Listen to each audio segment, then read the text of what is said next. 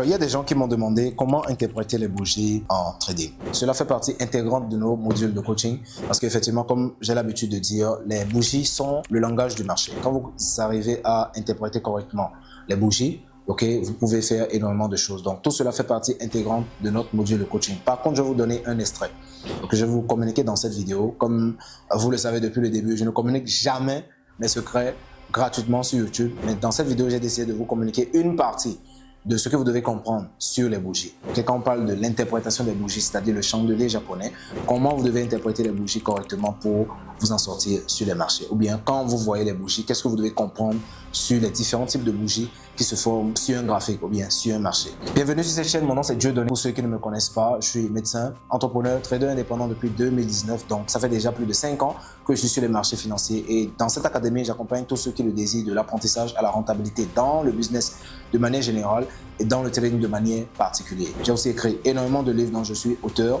Et si vous aimeriez comprendre tout ce que nous offrons au sein de cette académie, vous descendez dans la description de la vidéo pour retrouver tous les liens qui vous permettront de nous contacter, de voir notre site pour voir ce que nous proposons. Et si vous aimeriez travailler avec nous, nous restons entièrement disponibles. Abonnez-vous à cette chaîne pour ne rater aucune de nos vidéos. Activez la cloche de notification surtout parce que sur cette chaîne, nous parlons régulièrement de toutes les compétences que vous devez développer pour réussir constamment dans le trading. Pour avoir quelque chose, il faut en payer le prix. Tant que vous n'abandonnez pas, vous avez 100% de chance de réussir.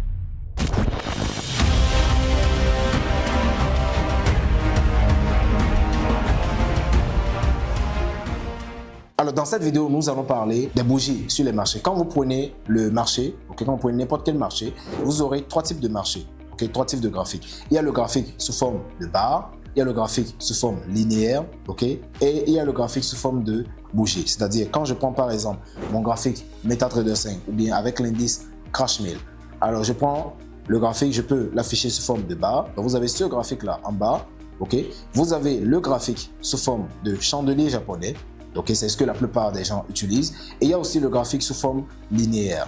Il y a aussi le graphique sous forme linéaire. Alors, le graphique linéaire, quelle est son utilité? Le graphique linéaire, c'est le graphique de base. C'est-à-dire, quand le trading commençait, quand les gens commençaient à investir sur les marchés, il n'existait que le graphique linéaire. Donc, le graphique linéaire, c'est le tracé du comportement récent des prix. Donc, quand les prix évoluent, ça laisse des traces, comme quelqu'un qui marche dans le désert.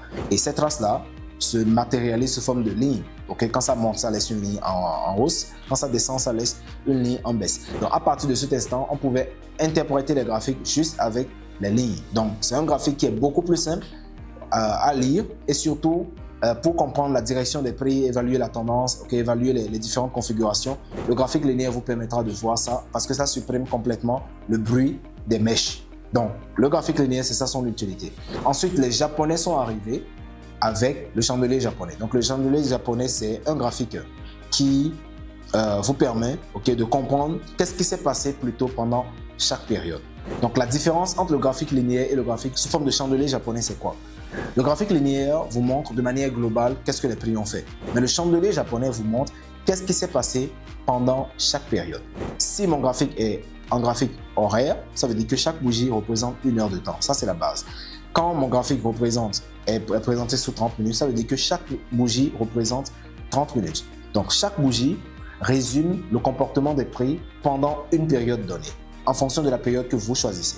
Si la période c'est sur 1 minute, ça veut dire que chaque bougie va résumer le comportement des prix pendant 1 minute. Donc, quand je mets par exemple le graphique sous forme de chandelier japonais, et nous allons sur la période H1, donc il y a énormément de choses qui se présentent. Donc, il y a énormément de types de bougies. Donc, chaque bougie représente une période. Ça, par exemple, c'est la bougie de 11 heures. À partir de là, c'est la bougie de 12 heures. Donc, à partir de 12 heures, 13 heures, 14 heures, 15 heures, 16 heures, etc. Donc, à chaque heure, nous avons une nouvelle bougie qui va se former parce que le graphique est sous forme horaire.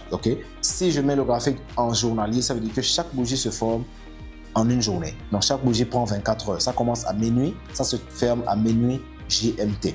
Donc, voilà un peu de manière globale ce qu'il faut comprendre sur les bougies. Chaque bougie correspond au comportement des prix pendant une période donnée.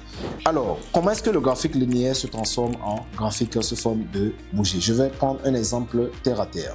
Quand je prends un graphique sous forme de bougie, donc ou bien un graphique sous forme linéaire, donc le graphique est là. Ici, je trace une ligne verticale qui représente l'axe des ordonnées, qui est l'axe des prix, et là, une ligne horizontale qui représente l'axe du temps. Donc, le graphique présente le comportement des prix en fonction du temps, donc l'évolution des prix en fonction du temps. Donc, cela veut dire quoi? Ici, nous avons un graphique sur l'axe des ordonnées, comme vous pouvez le voir sur les graphiques normaux, donc qui représente le prix de l'actif. Donc, sur l'axe des ordonnées, c'est les prix, et ici, c'est le temps. Ok, les prix évoluent en fonction du temps. Donc, les prix peuvent évoluer à la hausse, à la baisse, en fonction du temps. Donc, je prends par exemple un exemple terre à terre, le kilo de tomates. Donc, l'actif qu'on trade, c'est kilogramme de tomates. Donc, même si sur les marchés, on aura affaire à des produits financiers, mais le kilogramme de tomates. Donc, ici, si le kilogramme de tomates est à 100 francs, on sera là. Si c'est à 200, 300, ok, 400, 500, 600, 700, 800, 900. Donc, ça, c'est l'actif. Et sur l'axe des ordonnées, nous avons les prix de l'actif. Okay? Et ici, c'est le temps, l'évolution du prix en fonction du temps. Alors, si le temps, c'est la période. Donc, si le temps, c'est en heures, ça veut dire que chaque période représente une heure de temps. Si le temps, c'est en jours, ça veut dire que chaque période représente une journée. Par contre, si le temps est en mensuel ou bien à la minute, chaque période va représenter le temps qui est indiqué. Donc, supposons par exemple que je mets le graphique en journalier, d'accord? Donc, ça veut dire que ici, c'est un jour. Ça me fait un jour, deuxième jour, troisième jour, ok, quatrième jour, ici, quatrième jour, cinquième jour, sixième jour, septième jour, huitième jour. Donc, nous avons les prix par rapport au temps. Maintenant, je vais prendre un graphique aléatoire. Donc, supposons que pendant l'évolution du temps, ok, les prix du kilogramme de tomates a commencé ou bien ont commencé à 300 et ensuite ont varié de la sorte. Nous avons eu des prix qui ont fait des mouvements d'augmentation et de diminution jusqu'au bout. Ok, donc ça, c'est le graphique linéaire. Ça montre de manière globale comment les prix ont évolué. Par contre, si je veux comprendre qu'est-ce qui s'est passé au cours de chaque période, c'est le graphique sous forme de bougie que je dois utiliser. Ça veut dire quoi? Chaque période doit indiquer le comportement des prix. Donc, la première période, c'est le premier jour, donc que je marque là. La deuxième période, c'est le deuxième jour que je marque là. Je vais essayer de réduire la taille de mon pinceau. Donc ici, la première période est là. Ici, la deuxième période est là. Et là, la troisième période est là. Ici, nous avons la quatrième période, ainsi de suite. Donc, chaque période va me résumer le comportement des prix. Ok, le graphique sous forme de ligne ou bien le graphique linéaire va se transformer en graphique sous forme de bougie, donc le chandelier japonais. Alors, ici, à l'ouverture de la période, c'est-à-dire dès le moment où la période a démarré, là, et a clôturé ici, nous allons constater la variation de prix pendant cette période. Donc, pendant la première période, les prix ont commencé à 300 et se sont terminés à 200 et quelques. Donc, ça veut dire que pendant cette période, de là à là, nous avons eu une diminution de prix. Et comme nous avons une diminution de prix, nous aurons une bougie qui va commencer en haut et qui va se clôturer en bas. Donc, ça commence en haut, ça se clôture en bas pour indiquer que pendant la période, il y a eu une diminution de prix. Donc, cette bougie sera essentiellement de couleur rouge de façon classique, ok, même si après on peut changer, mais de façon standard, nous aurons un graphique sous forme de couleur rouge. Donc ici, nous avons une bougie rouge qui va se former parce que pendant cette période, les prix ont commencé en haut et se sont clôturés en bas. Donc pendant la période qui suit, ce sera exactement la même chose, c'est-à-dire si j'ai une bougie ou bien à l'ouverture de la période, au début de la période, ok, de la deuxième période, si j'ai les prix qui commencent à ce niveau, si les prix commencent à ce niveau, comme tout à l'heure, les prix commencent à ce niveau, je mets ça en noir, et se clôture à ce niveau.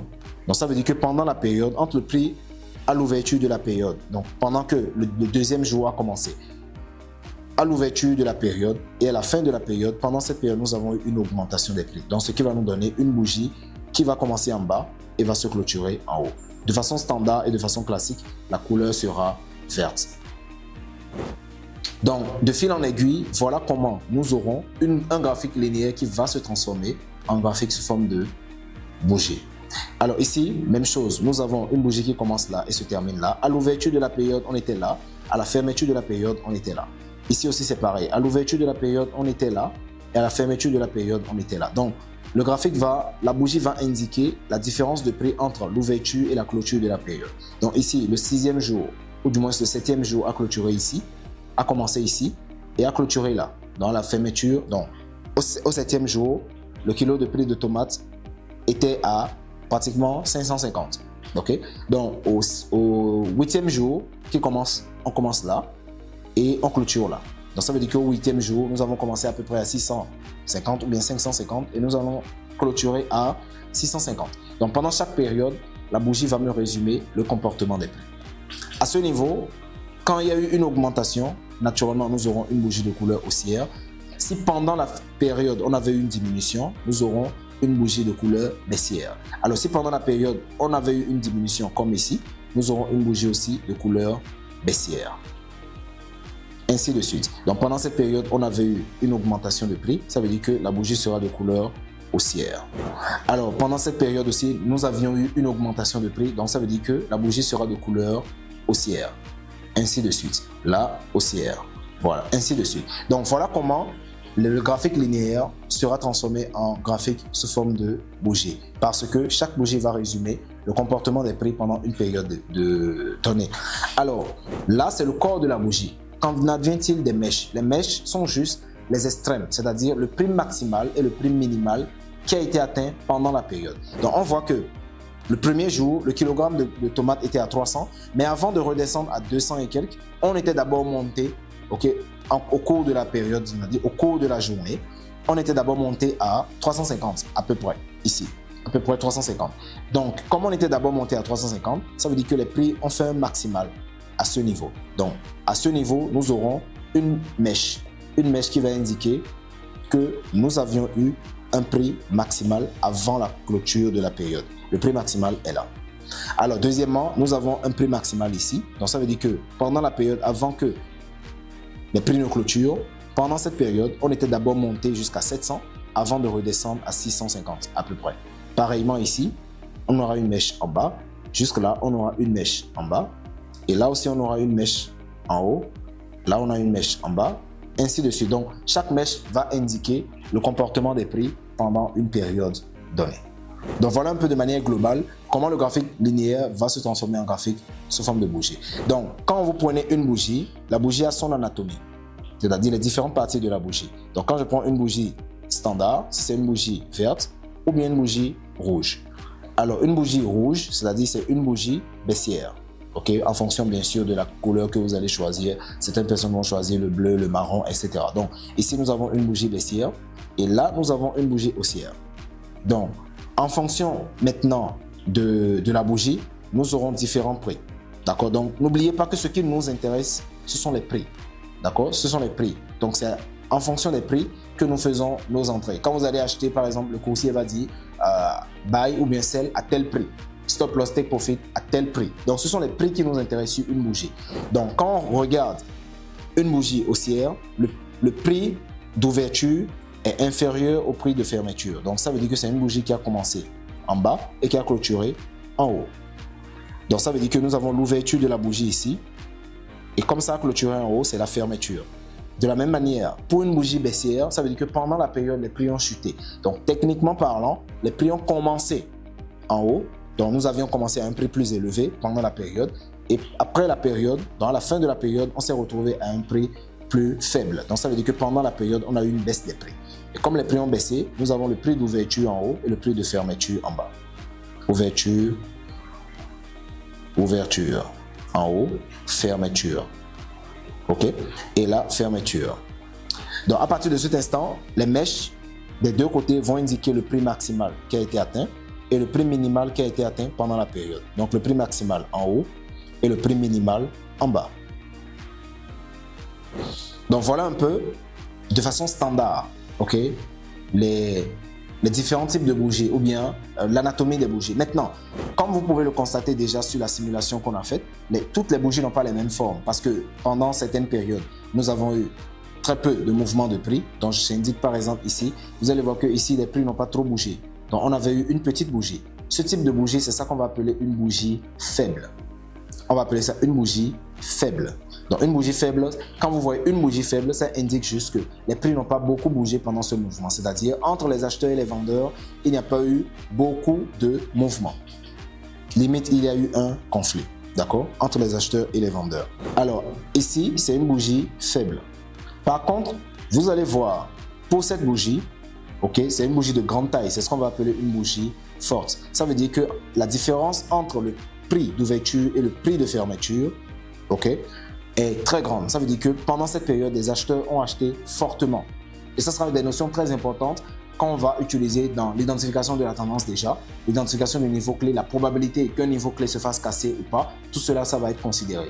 Donc, quand je vois une bougie qui commence en bas et qui se termine à ce prix avec un gros volume, ok, ça s'appelle une bougie forte. Donc, l'écart entre le prix d'ouverture et le prix de fermeture, on va appeler ça généralement le spread.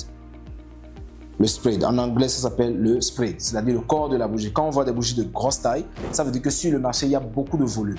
Soit des volumes à l'achat pour les bougies haussières, soit les volumes à la vente pour les bougies baissières. Donc, quand vous voyez une bougie baissière de grande taille, ça veut dire que les vendeurs ont été fortement présents pendant cette période.